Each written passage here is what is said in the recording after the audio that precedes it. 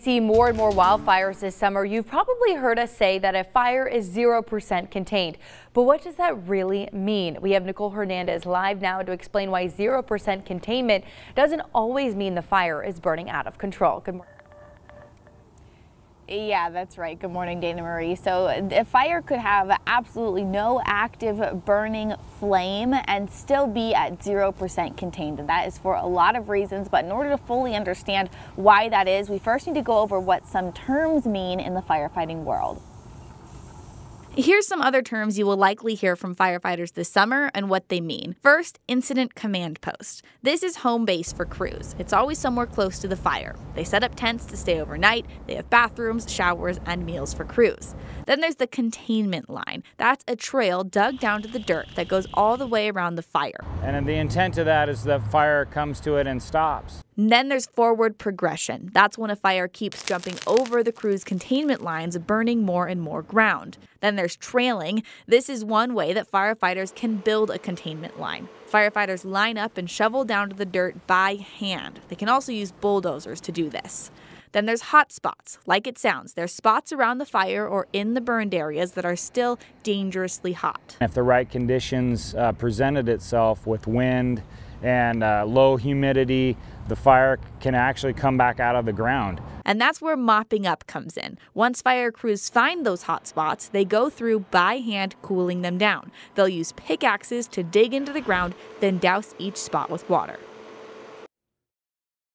Yeah, so say this red pen that I'm drawing is an actual fire. A fire typically starts by burning quickly through those fuels and moving fast. They're very dramatic. There's a lot of smoke, a lot of activity with firefighting resources. Hopefully, in a short period of time, we get the fire knocked down or stopped. Yeah, so once they're able to stop what we call that forward progression, that's when they really start working on building up the containment line like we talked about earlier. So this black pen we're going to say is the containment line. They make sure it's nice and thick all the way around the fire.